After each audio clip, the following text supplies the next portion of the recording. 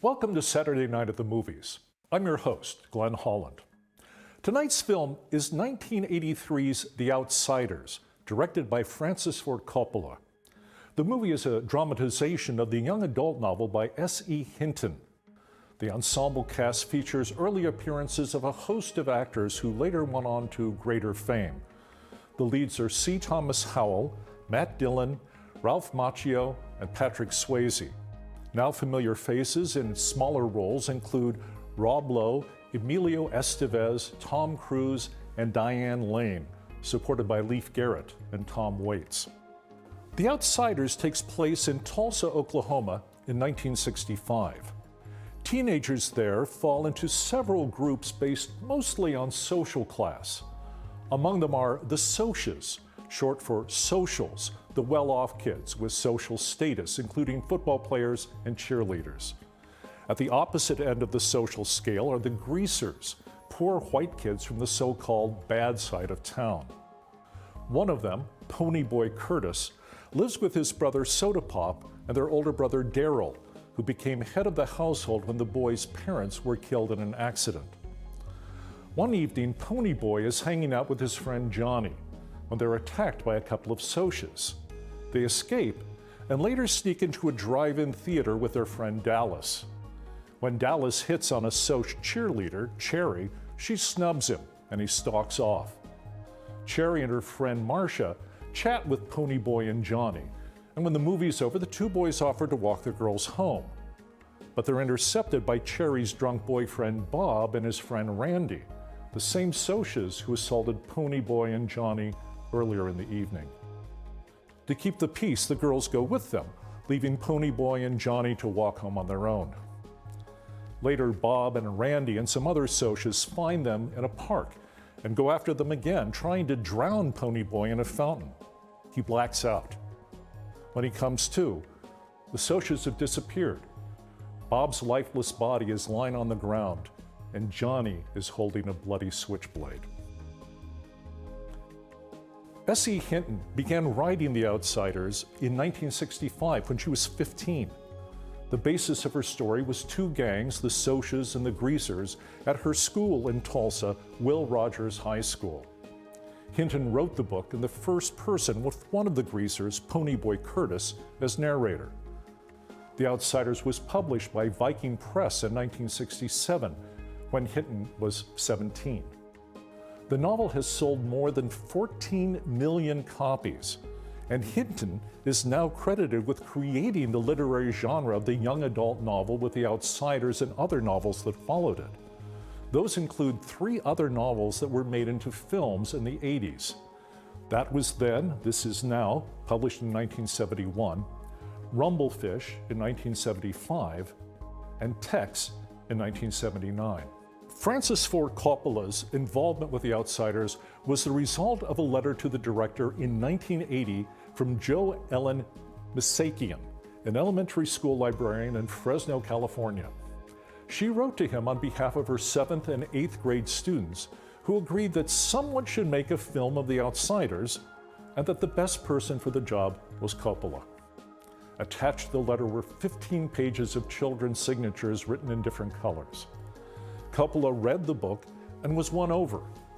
He conceived the adaptation as a Technicolor widescreen melodrama, what he called a Gone with the Wind for 14-year-old girls.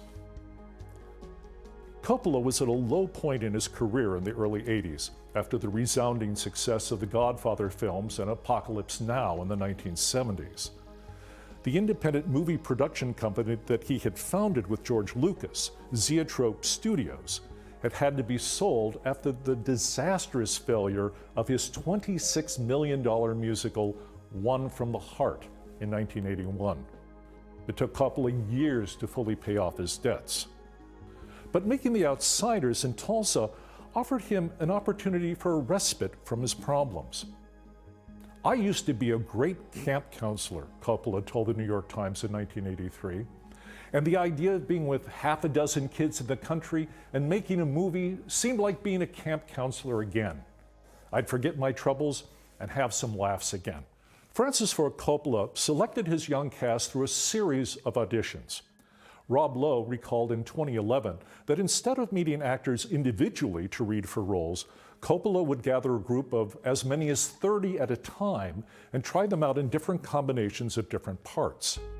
Ralph Macchio, who at 20 was one of the two oldest actors to be cast as Greasers, was from New York and felt like an outsider himself among the Californian actors. He later said the casting process was brutal because you're becoming self-conscious of any choices, because you're watching reactions based on other actors and watching the filmmakers and how they respond because you're all trying to get the job. But he admitted, for Francis, it was about mixing and matching the ensemble. If so, the process seems to have worked. One of the most striking things about the performances in The Outsiders is how completely the actors playing the Greasers cohere as a group and their relaxed and rowdy camaraderie. Coppola took other steps to help this happen. During filming, the actors playing Socs were given leather-bound scripts and nicer hotel rooms than the actors playing Greasers, who were relegated to the ground floor with battered paperback scripts.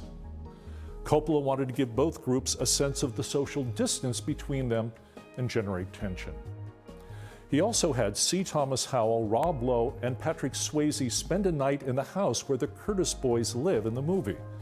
He wanted them to cook a meal together, even though none of them knew how, and to get the experience of being in character as brothers.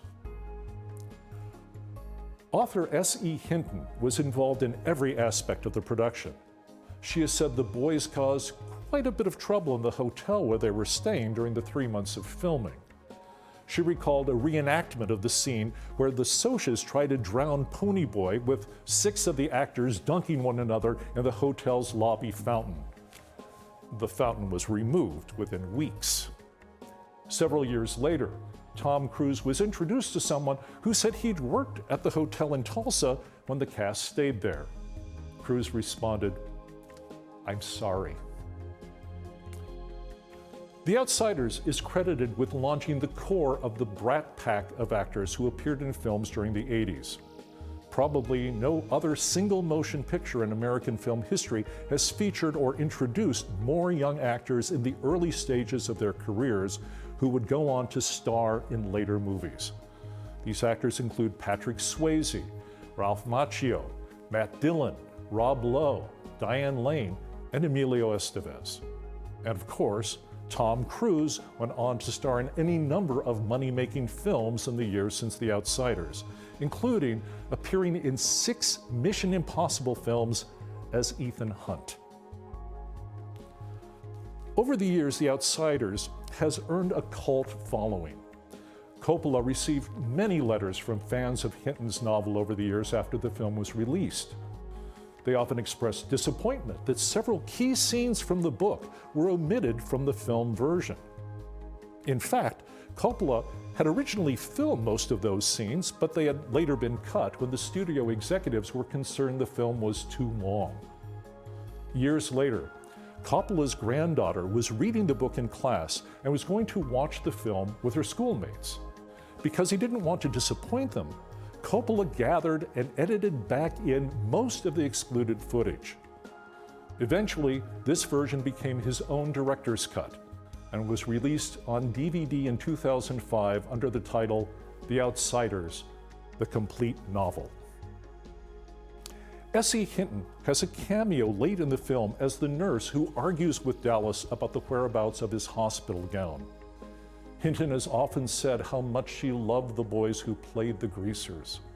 Most of them were in their teens when the movie was filmed, and many of them were away from their home and parents for the first time. Hinton says she became a mother figure for them and takes pride that they often called her Mom. She said in 2016, "I have so many incredible memories of that time. It was just magical to see everything come together. And we had a lot of fun, probably too much, on set with the boys, many who were just getting their acting careers started. And yes, I am in contact with all of the actors and Francis Ford Coppola." Please join us again next time for another Saturday Night at the Movies. I'm Glenn Holland. Good night.